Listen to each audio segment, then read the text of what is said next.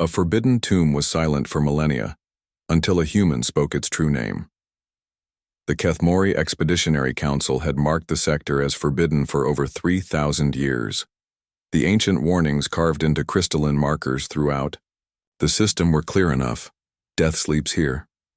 Let none wake what should not wake. Dr. Elena Vasquez didn't particularly care about ancient warnings. 47 different species have surveyed this system, she muttered, adjusting her translation. Matrix as her small research vessel approached the dead world. 47 species, and not one of them has actually set foot on the surface. Her alien colleagues back at the Galactic Archaeological Institute had been horrified when she'd announced her intention to investigate personally. The Zelthans had clicked their mandibles in distress. The Vorthak had gone silent, never a good sign. Even the usually adventurous Kree had advised against it. Humans, her research partner Cattell had said, his four eyes blinking in what she'd learned was exasperation. Always think they know better than the wisdom of ages. Elena had smiled and packed her equipment anyway. Now, as she descended through the planet's thin atmosphere, she could see why the world had earned its reputation.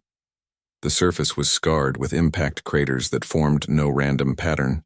They spiraled inward toward a single massive structure at the planet's heart, a tomb clearly, though built on a scale that dwarfed anything in the known galaxy.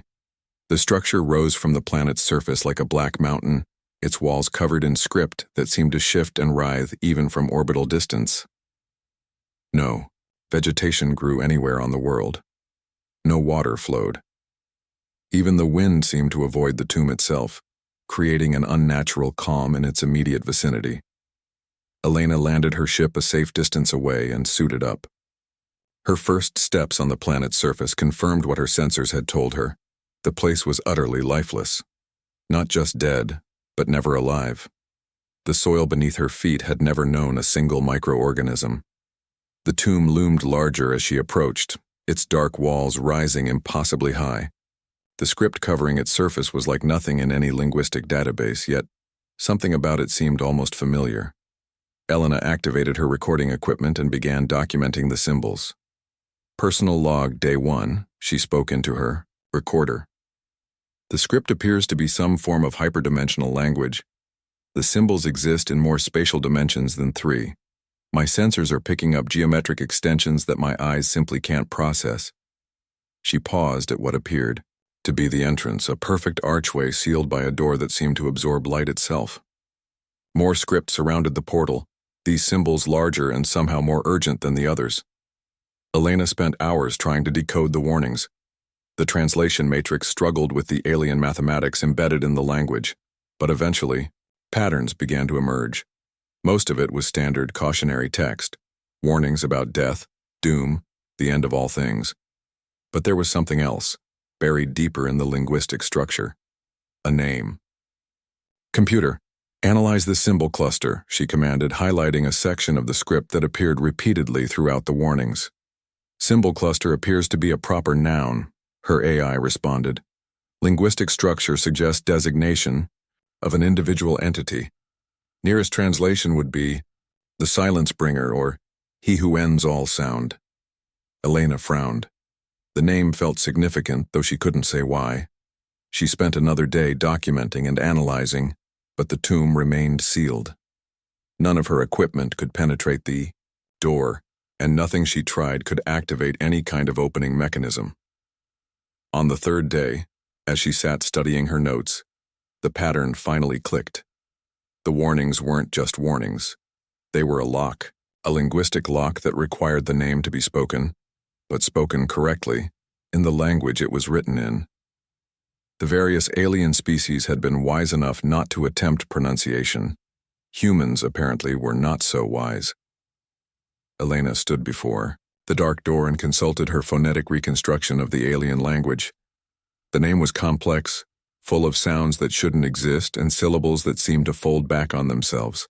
Here goes nothing, she muttered, and spoke the name aloud. Vashtai Morkethundun Silthara. The effect was immediate and terrifying. The door didn't open, it simply ceased to exist, as if reality had forgotten it was ever there.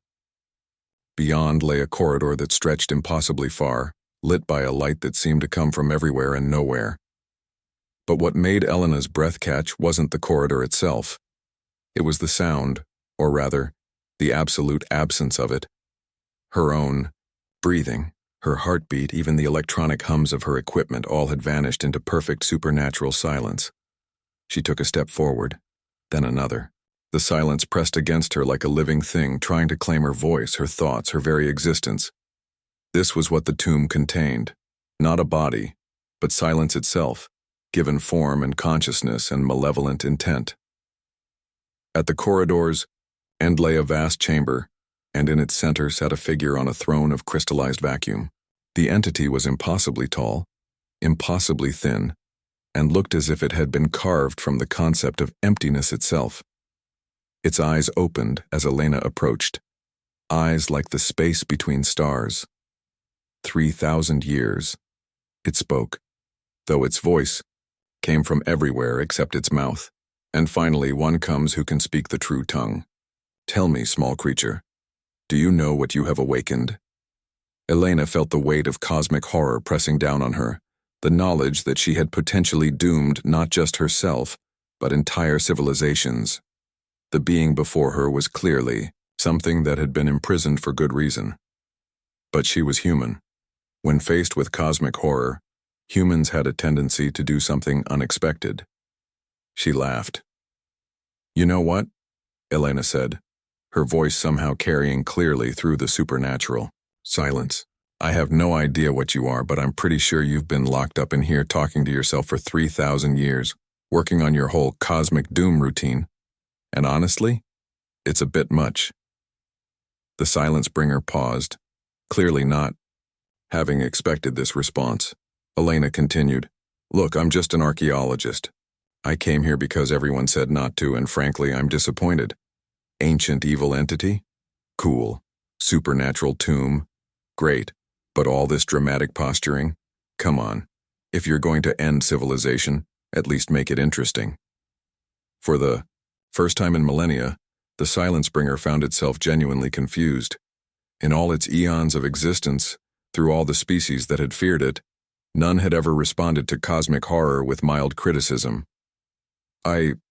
What? The entity managed.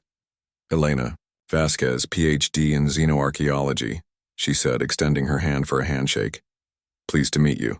Now, are we going to have a proper conversation? Or are you going to keep doing the whole mystical doom thing? Because I've got a research grant to justify.